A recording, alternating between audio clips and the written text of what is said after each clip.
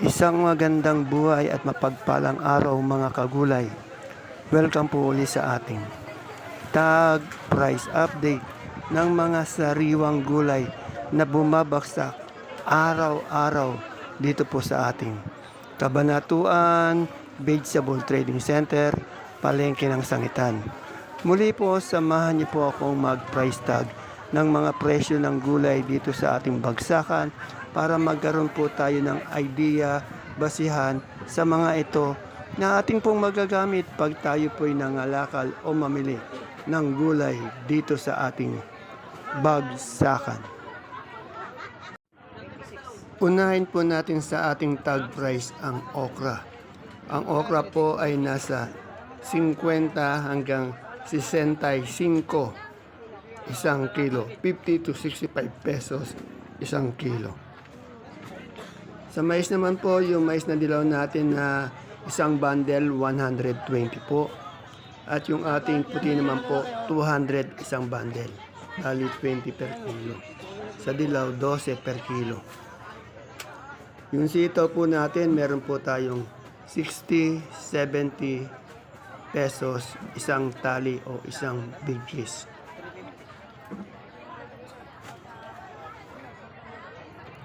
Sa ating ampalaya naman po, yung magandang ampalaya, meron po tayong 75 pesos. Meron din pong 60 hanggang 65 pesos per kilo. Sa ating pong talong, meron po tayong 20, 25 hanggang 35 po per kilo. Sa ating talbos ng dahon ng sili, meron po tayong 40 hanggang 50 pesos ang isang kilo asking price. Ano yung paglalaban mo? Sa pechay naman po natin, meron tayong 20 pesos po per kilo.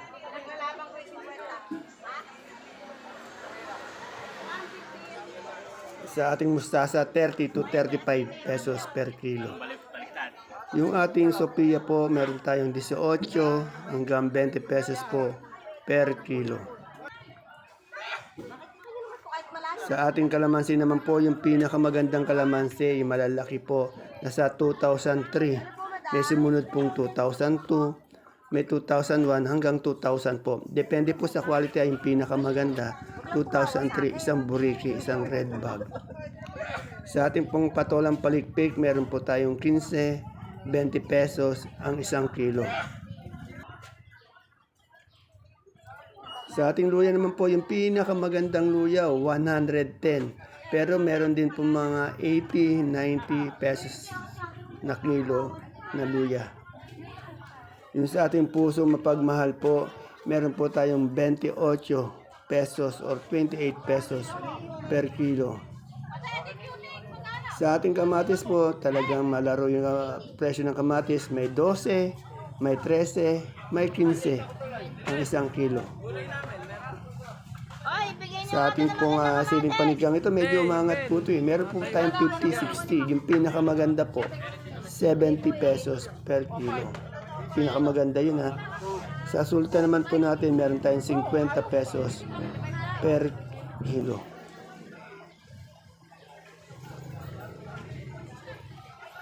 Sa ating pong siling labuyo o yung ating Taiwan, nasa 40 pesos o 40 pesos per kilo. Sa ating ampalayang bonito, meron tayong 20, 25 ang isang kilo. Sa ating pong pipinong puti, meron po tayong 30 hanggang 33 pesos per kilo. Sa puti po yan ha. At yung upo naman po natin, mura pa rin po, 150 isang bundle, 180. At yung ating patolang palikpik po, meron po tayong 15, 20 pesos per kilo. Sa ating pong sibuyas na puti, yung malaki po, 450. Yung good size po, 350. 10 kilo po yun na local na sibuyas na puti. Sa ating local na sibuyas na pula po, yung malaki po, 350. Yung good size, 470. 10 kilo din po yan. Yung ating pong kanso, 420 yung big size, yung good size, 430. 5 kilo po yan, isang bundle na ganyan.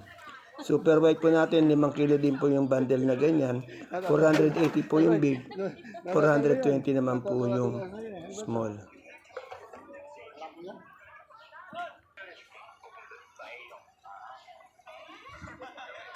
Sa ating pong munggong labo, yung 25 kilos na isang sako po, nasa 2,600. Medyo bumaba po yung munggo natin. Sa ating mani naman po, meron po tayong 65 pesos per kilo.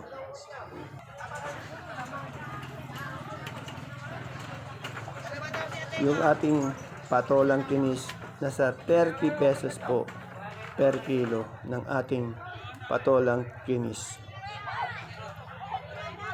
Sa atin naman po mga kamote, yung Taiwan sea po nating pang mall, 50 pesos po ang isang kilo. Yung ube po, 40 pesos. Yung dilaw po, 38.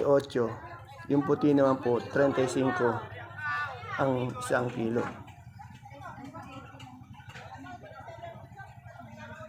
Yan, sa ating beans po, meron po tayong 60.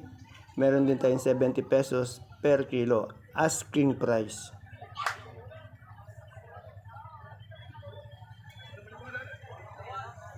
Yung ating pong sigarilyas, meron po tayong 100, 110, 120 isang kilo. Depende po sa quality ha. Sa sultan po natin, ayan nga po, meron tayong 50 pesos hanggang 60 pesos per kilo. Yan yung ating siling labuyo, ayaw nang umangat, nasa 40 pa rin, 40 pesos per kilo. At yung ating hagod po, 15 pesos po isang tali niya na. Ewan ko, 10 yata yung hibla niyan eh. Yan po yung ating saluyot. Saluyot po natin, meron po tayong 15 pesos per tali. At yung ating kamote naman po, 8 pesos ang isang tali.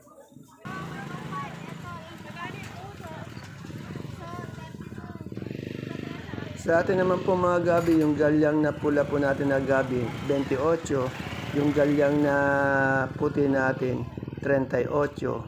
At yung ating sinibuyas po ay nasa 70 pesos po per kilo.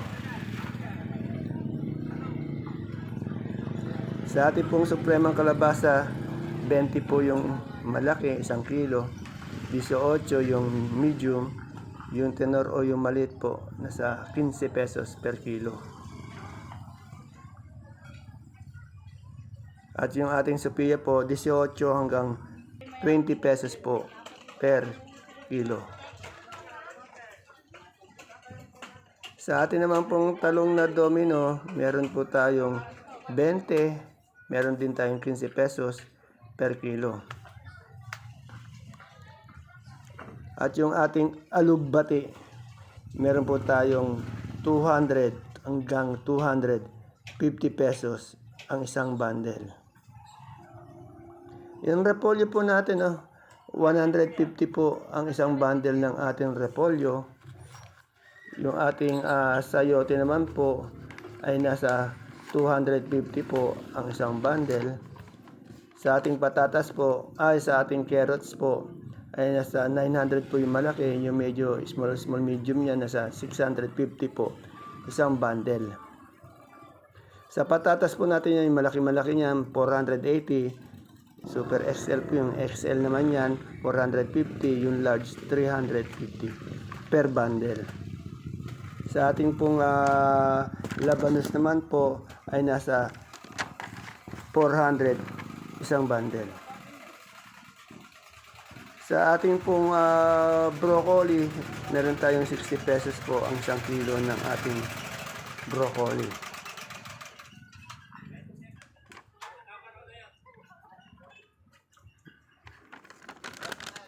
Yung ating celery po, pati leeks, 100 pesos ang 1 kilo. Yung singkamas po natin, 110 ang 1 kilo ng ating singkamas.